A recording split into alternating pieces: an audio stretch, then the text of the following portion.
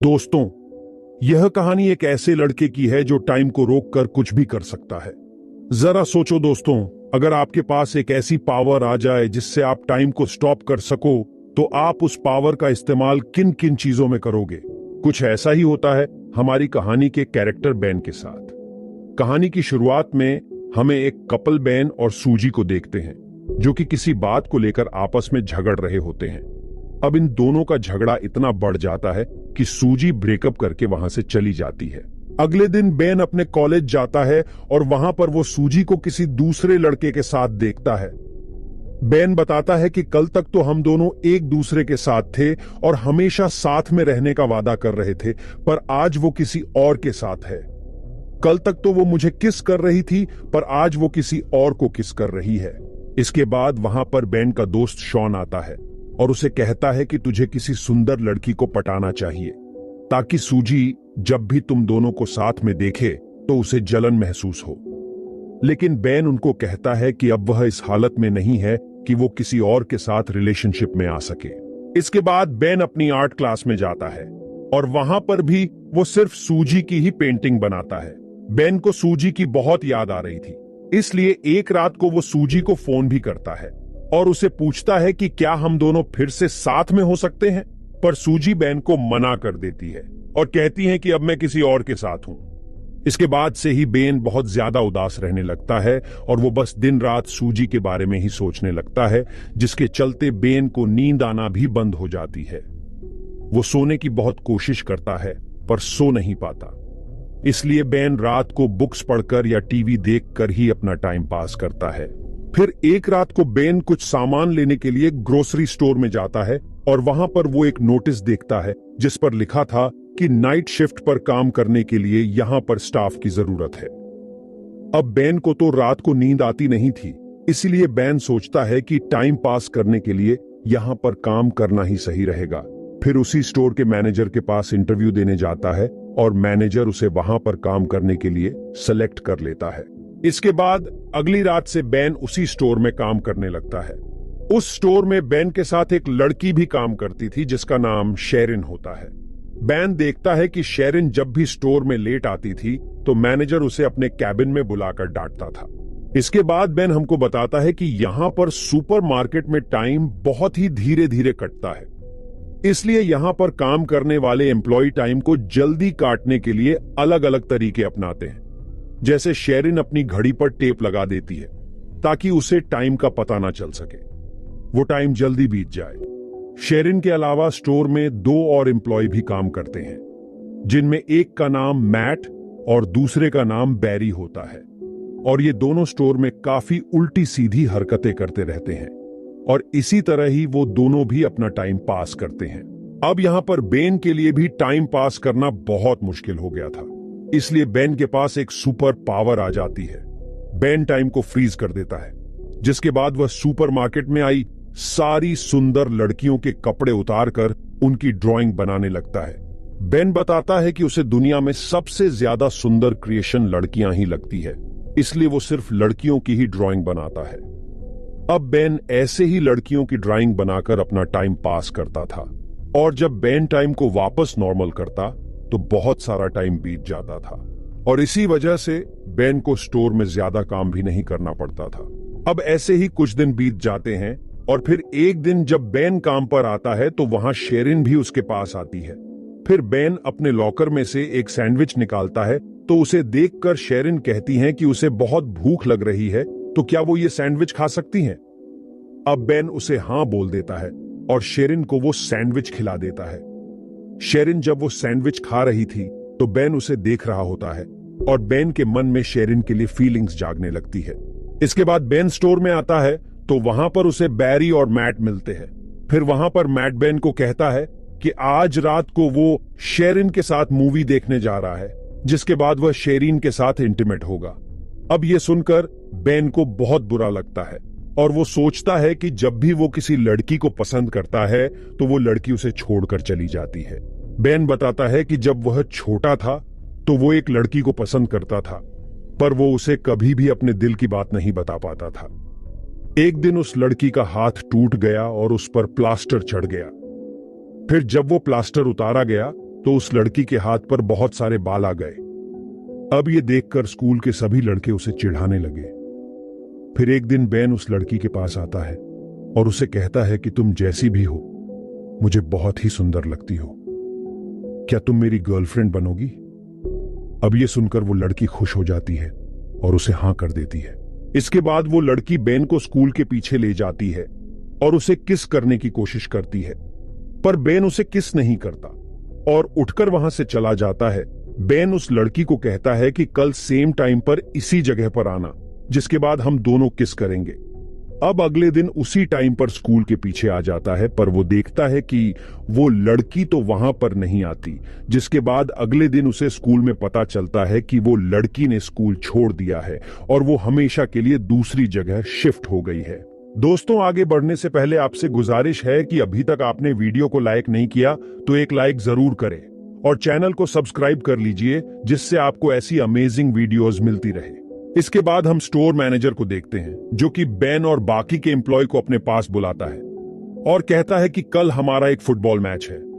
फिर अगले शाम सभी लोग मैच खेलने के लिए जाते हैं, लेकिन यहां पर बेन और उसकी टीम सही से मैच नहीं खेल पाते, क्योंकि वहां पर किसी को भी फुटबॉल खेलना नहीं आता था।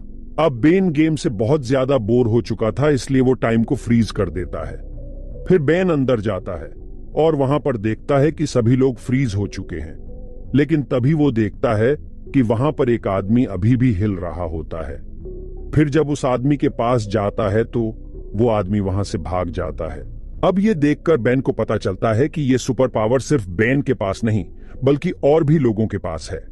फिर बेन वापस ग्राउंड में आता है, वो टाइम को नॉर्मल कर देता है, लेकिन जैसे ही टाइम नॉर्मल होता है वैसे ही मैट फुटबॉल को लात मारता है और वो फुटबॉल जाकर सीधा मैनेजर के मुंह पर लगती है और उसके मुंह से खून निकलने लगता है। फिर मैट मैनेजर को लेकर हॉस्पिटल जाने लगता है, पर जाने से पहले वो बेन को कहता है कि तुम शेरिन को घर छोड़ देना।